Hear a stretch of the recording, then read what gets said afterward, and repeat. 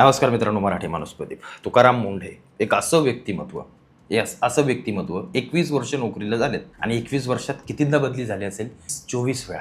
त्या माणसाची लायकीच नाही, काम करण्याची लायकीच नाही. या माणसाची लायकी नाही म्हणून त्यांच्या 21 वर्षामध्ये 24 बदल्या झाल्या. एक असा ऑफिसर की ज्याला काम करताच येत नाही, त्याला समजतच नाही.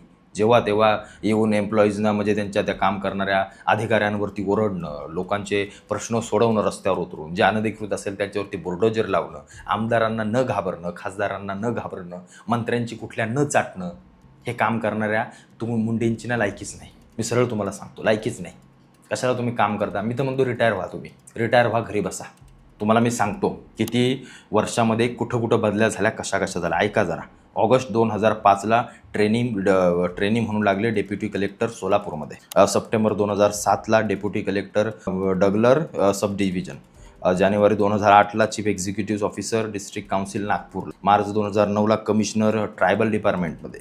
जुलै 2009 CEO Washim. June 2010 CEO Kalyan. June 2011 district collector Jalna. September 2012 joint commissioner of sales tax Mumbai. November 2014 district collector Solapur. May 2016 commissioner Navi Mumbai. ते तुम्ही पाहिलं असेल सगळ्या गोष्टी. त्याच्यानंतर March 2017 chief executive officer PMPL म्हणजे पुण्यामध्ये. त्याच्यानंतर कमिशनर नाशिकमध्ये 2018ला कॉर्पोरेशन म्युन्सिपल कॉर्पोरेशनमध्ये तुम्ही बघितलं असेल. नोव्हेंबर 2018मध्ये जॉईंट सेक्रेटरी प्लॅनिंग. डिसेंबर 2018मध्ये project officer AIDS control Mumbai. जानेवारी 2020मध्ये कमिशनर नागपूर. ऑगस्ट 2020मध्ये मेंबर सेक्रेटरी महाराष्ट्र वॉटर ऑथॉरिटीला, म्हणजे तुमचं काय जलसंधारण काय असेल ते. जानेवारी 2021 national human right commission. September 2022 commissioner of health service and director national health mission. April 2023 secretary animal husbandry and dairy development. June 2023ला secretary Marathi language department, Marathi लँग्वेजसाठी टाकलं. जुलै 2023 secretary agriculture and animal husbandry. 24ला development commissioner unorganise worker department. आणि 25ला secretary disability welfare commissionerate ministry. आणि इथून मग आपल्या तुकाराम मुंडे साहेबांची उचलबांगडी केली.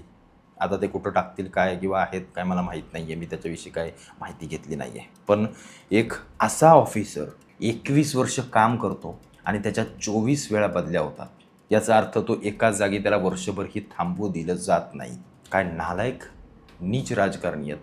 मुंडे साहेब, मला माफ करा, मी तुम्हाला म्हटलं की तुमची लायकीच नाही काम करायचं. ते मी कशा हेतूने म्हटलं तुम्हाला सांगू का? या राजकारण्यांना काय वाटलं की या मुंडेंची लायकीच नाही काम करायची. यांची जशी नाही आहे ना, तशी त्यांना वाटते की मुंडेंची लायकीच नाही काम करायची. का?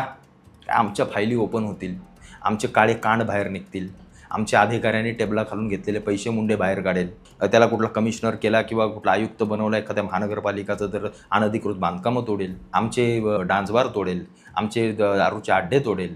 या सगळ्या गोष्टीतून हे बडवे राजकारणी घाबरत आहेत आणि मुंडेंना घाबरून त्यांच्या 21 वर्षात 24 बदल्या करत आहेत. अख्खा आयुष्य ही लोक अख्खा आयुष्य IAS बनण्यासाठी, आयुक्त बनण्यासाठी घालवतात, निष्ठेनं काम करण्यासाठी घालवतात. असे फार फार कमी अधिकारी असतात जे इमानदारीनं काम करतात, जे बेधडक काम करतात, सिस्टमच्या विरोधात काम करतात. त्या अधिकाऱ्यांना काय मिळतं? 21 वर्षात 24 बदल्या. मुंडे साहेब खरंच आपली लायकी नाही हो.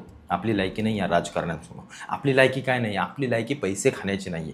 आपल्याला पैसे खाता येत नाहीत हे आरामखोरांसारखे. हे बरोबर साले पैसे खाऊन बसलेले आहेत. यांना भीती वाटते, यार मुंडेला आणून ठेवला तर ज्याला आपल्या फायली चाळायला सुरुवात करेल, अशी यांना भीती वाटते. यांचे काळे कांड सगळे बाहेर निघतील. तुकाराम मुंडेंसारखा माणूस, मी 10 वेळा कितीदा मी ओरडून सांगितलं, तुकाराम मुंडेंसारखा माणूस मुंबईचा आयुक्त झाला पाहिजे. आता मुंबईचे आयुक्त ते भिडेंना केलेत. अश्विनी भिडे कोणाच्या? फडणवीसांच्या सांगण्यातल्या, फडणवीसांच्या हातातल्या कठपुतल्या.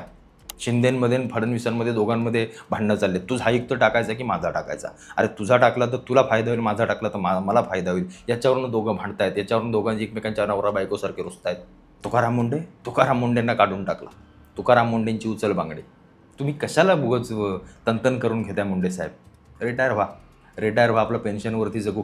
कशाला या सिस्टमसाठी आपण लढायचं? कशाला सिस्टम विरोधात काम करायचं? कशाला इमानदारीनं काम करायचं? अहो घ्या की तुम्ही पण 2-3 करोड रुपये. गच पैसा आहे, गच. तुम्ही ज्या ठिकाणी बसाल ना तिथं गच पैसा आहे. फक्त त्या राजकारण्यांना फक्त हाजी करायचं. पाहिजे तेवढा खोक्यान पैसा, गाड्यांनी पैसा. आज महाराष्ट्राचं जे वाटोळ झालं आहे ना, महाराष्ट्रामधला जो भ्रष्टाचार वाढला आहे, या असल्या हरामखोर राजकारण्यांमुळे वाढला आहे. हे राजकारणी जेव्हा एखाद्या सत्तेवरती बसतात, एखाद्या पदावरती बसतात, तेव्हा त्यांच्या हाताखाली ही सगळी बाहुले असतात त्यांच्या, ही सगळी त्यांच्या ताटाखालची मांजरं. कारण लोकांच्या टॅक्समधून घेतलेला मलिदा या भडव्या पहिल्या अधिकाऱ्यांकडे येतो आणि मग इथून वाटण्या केल्या जातात. हे तुझं एवढं, तुझं तेवढं, तुझं तेवढं, वरच्या साहेबाचं एवढं, इथून वाटण्या केल्या जातात. तुमच्या आमच्या नशिबाला काय आहे? तुमच्या आमच्या नशिबाला एखादे तुकाराम मुंडेंसारखे एखादा सॅल्यूट करणारा माणूस जर एखाद्या पदावरती येऊन बसला तर त्याला असा 21 वर्षामध्ये त्याच्या 24 बदल्या केल्या जातात. त्याला कामच करू दिलं जात नाही. एकमेव असे आयुक्त होते, एकमेव असे आयुक्त होते जे लोकांमध्ये जाऊन माईक घेऊन त्यांना प्रश्न विचारायचे. तुला काय अडचण वाटते रे तुझ्या एरियामध्ये? तुला काय वाटतं की इथं काही काम झालं पाहिजे? एकमेव असा आयुक्त होता. मला नेहमी मी त्यांच्याविषयी वाचन करतो, जेव्हा त्यांच्याविषयी पाहतो, त्यांच्याविषयी अभ्यास करतो, मला अभिमान वाटतो की अशा अधिकारी आमच्या भारतामध्ये का तयार होत नाहीत. होत आहेत, नाही असं नाही, होत आहेत, निश्चित होत आहेत. पण ते अधिकारी झाले की त्यांना असं ठेचलं जातं आहे की आमची घाणेरडी व्यवस्था, की आमची पैसे खाणारी व्यवस्था. आमच्या राजकारण्यांना वाटत नाही आमची शहरं चांगली व्हावी. आमच्या राजकारण्यांना वाटत नाही एखादा प्रशासकीय अधिकारी मुंडेसारखा तयार व्हावा. या मुंडेला ना महाराष्ट्राच्या मुख्य अधिकारी एखाद्या अधिकार पदावरती बसवा एकाही राजकारण्यांना वाटत नाही. का? कारण हे सगळे सारे स्कॅमर, हे सगळे पैसे खाणारे, हे सगळे एका माळेचे मणी. काही कामं चांगली करत असतील त्यांच्याबद्दल काही वाद नाही. जिथं चांगलं करत असतील, जिथं चांगलं होत असेल त्याच्याबद्दल आम्ही बोलतोच. पण जिथं चूक असेल तिथं आम्ही बोलणारच. आज तुकाराम मुंडेंसारखा माणूस मुंबई महानगरपालिकेचा आयुक्त पाहिजे की जिथं तो मुंबई स्वतःसारखी सरळ करेल. मग आज विरोधक कुठे आहेत? आज विरोधकांना असं वाटत नाही का एखादा चांगला अधिकारी तिथं बसावा? का? अरे हे पण तसलेच, याला झाकावा आणि त्याला काढावा, हे सगळे एका माळेचे म्हणे. वाईट एक एवढ्या गोष्टीचं मला वाटतंय की प्रशासकीय अधिकारी उत्तम आहेत, काही चांगले आहेत, पण त्यांना काम करू दिलं जात नाही. ते असले राजकारणी आम्ही निवडून देतो.